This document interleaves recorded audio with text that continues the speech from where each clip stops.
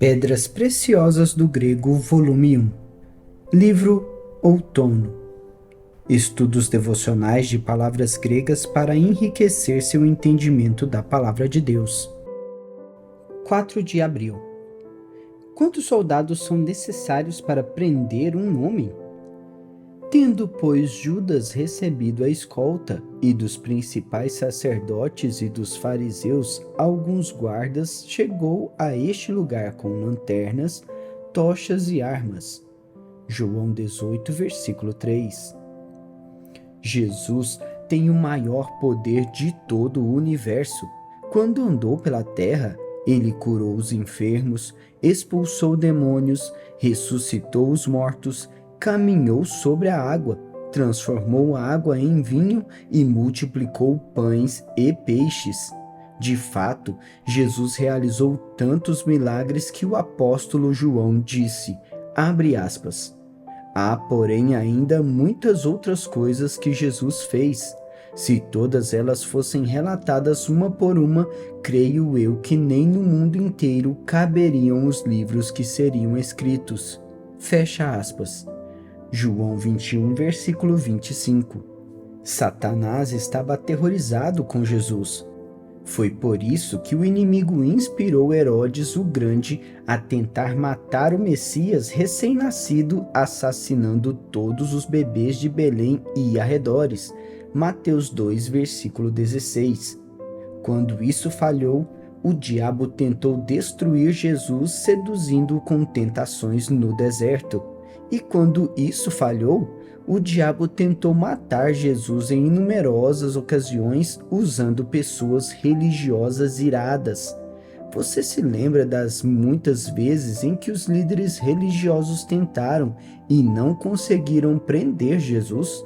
Os evangelhos estão repletos de exemplos de quando ele escapou sobrenaturalmente das mãos de seus agressores.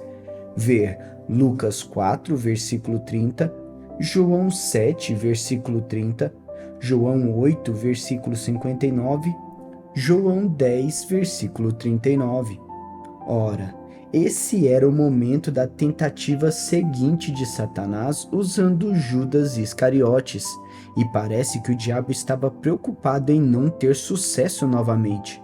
Assim, o inimigo inspirou Judas a liderar um enorme grupo de soldados romanos e policiais do templo para prenderem Jesus. Havia soldados demais naquele grupo para capturar um único indivíduo, a menos que aquele indivíduo fosse o Filho de Deus. Os líderes religiosos que o demônio estava usando também estavam cheios de ódio contra Jesus. Considerando-se quantas vezes Jesus já havia escapado de suas mãos, eles deviam estar preocupados com que ele pudesse escapar também dessa vez. Após servir a comunhão aos seus discípulos, Jesus se retirou para o jardim de Getsêmani para orar. João 18, versículo 2, nos diz que era costume de Jesus ir ali para orar com os seus discípulos. Portanto, Judas sabia precisamente onde encontrar Jesus naquela noite, quando era o momento de levar os soldados e a guarda do templo para prendê-lo. João 18, versículo 3 diz, abre aspas, tendo, pois, Judas recebido a escolta e dos principais sacerdotes e dos fariseus alguns guardas, chegou a este lugar com lanternas, tochas e armas. Fecha aspas. Esse versículo diz que Judas recebeu a escolta e dos principais sacerdotes e dos fariseus alguns guardas. Quero que você entenda exatamente quem eram os homens dessa escolta e esses guardas dos principais sacerdotes, para que possa ter a visão completa do que aconteceu naquela noite no Monte das Oliveiras. Acredito que você ficará perplexo ao perceber o gigantesco número de homens armados que foram procurar por Jesus naquela noite.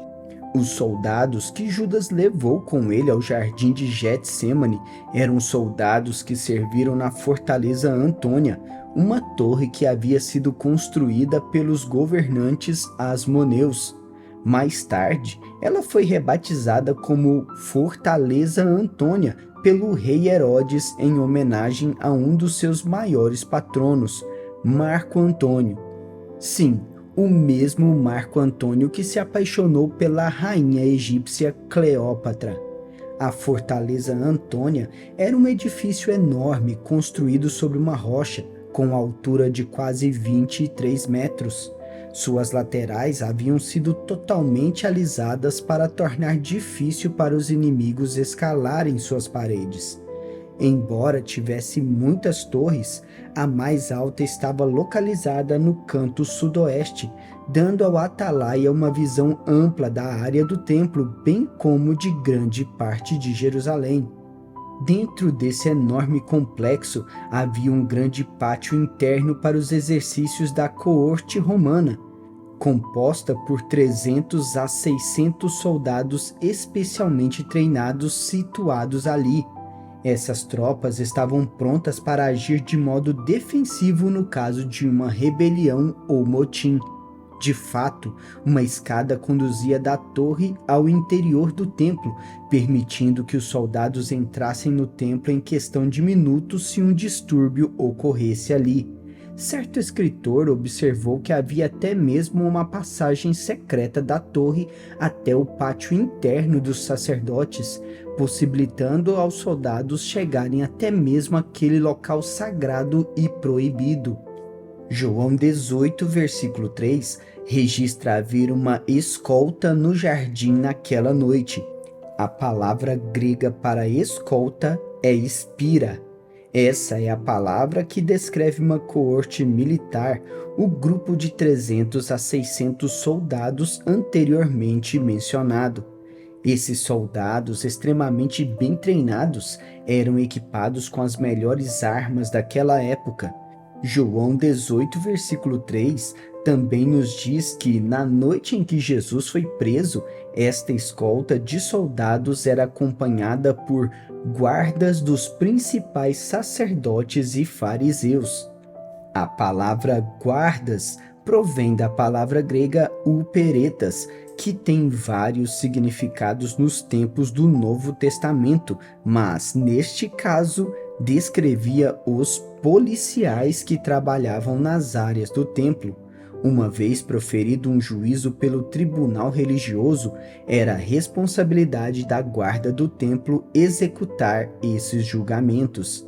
Essa temível força armada trabalhava diariamente com a coorte sediada na Fortaleza Antônia e se reportava aos principais sacerdotes, aos fariseus e ao sinédrio. Esses eram os guardas que acompanharam os soldados romanos ao jardim de Getsêmani.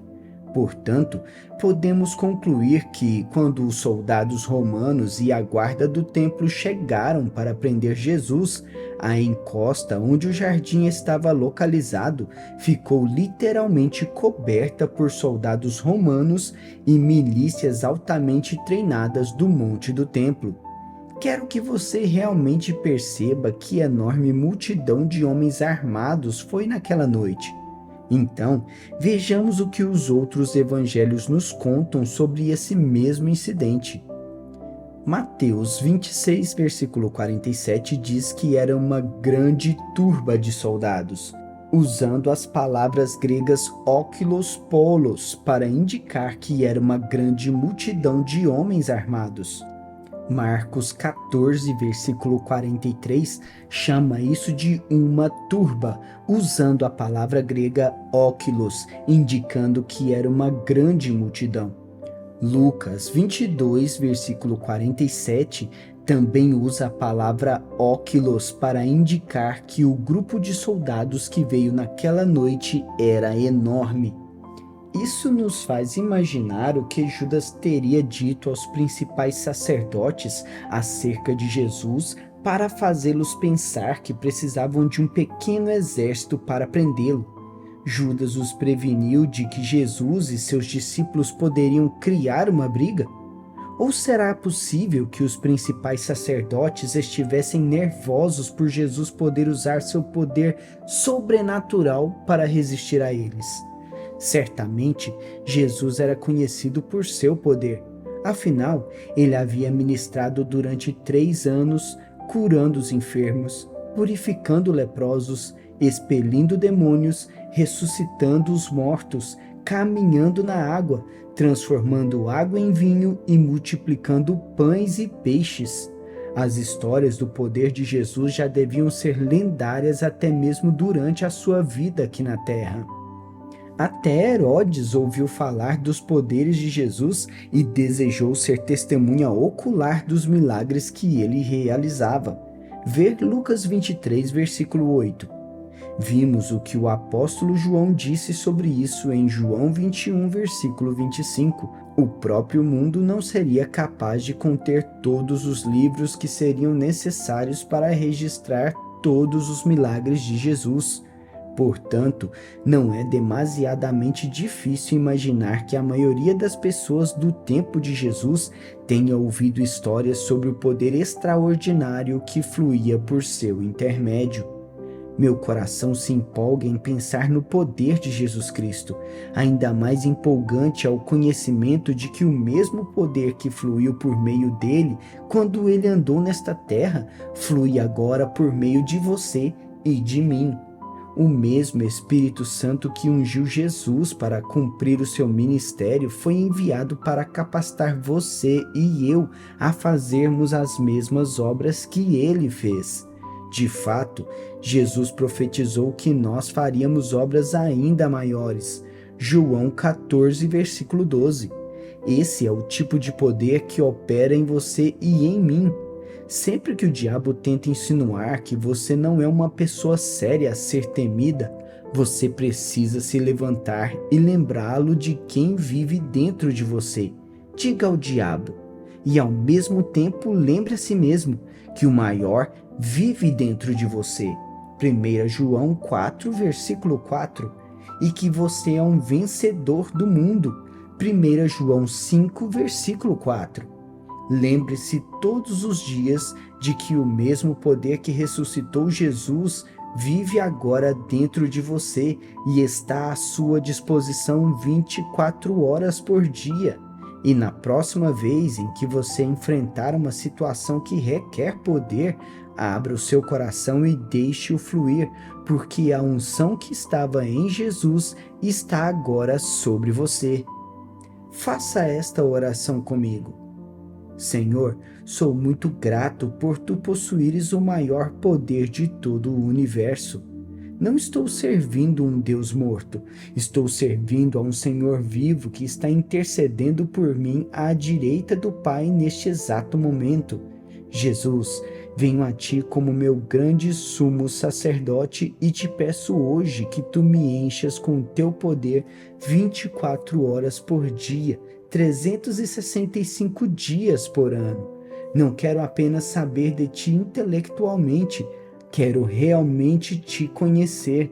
Quero experimentar o teu poder e andar nos teus caminhos. Assim eu oro em nome de Jesus. Faça esta confissão de fé. Declaro por fé que o maior vive dentro de mim. Sou um vencedor do mundo. O mesmo poder que ressuscitou Jesus reside agora dentro de mim e está à minha disposição 24 horas por dia. Quando encaro uma situação que exige poder, abro o meu coração e libero o imenso poder de Jesus Cristo que está guardado no meu íntimo. Esse poder reside continuamente em meu coração e é mais do que suficiente para enfrentar e superar qualquer obstáculo que o diabo tente colocar em meu caminho. Declaro isso pela fé em nome de Jesus. Agora reflita nestas questões. Você vive com uma constante consciência do poder de Deus que vive dentro de você? Quais são algumas passagens que você pode confessar sobre o poder de Deus que está disponível para você? Seria bom você escrevê-las e colocá-las em um lugar visível para poder ser lembrado delas todos os dias. Você consegue pensar em algumas vezes em sua vida nas quais a unção de Deus estava sobre você tão fortemente que você teve consciência desse grande poder fluindo por seu intermédio para outras pessoas? Se alguém lhe perguntasse como foi ter a unção fluindo através de você, como a descreveria? Obrigado por se juntar a nós nessa jornada diária de reflexão. Continue aprofundando diariamente conosco nessas pedras preciosas que é o entendimento da palavra de Deus através do estudo do grego. Não perca nenhum devocional. Inscreva-se no canal para receber mais inspirações todos os dias. Que a busca pela sabedoria divina nos una cada vez mais. Até amanhã, que Deus te abençoe.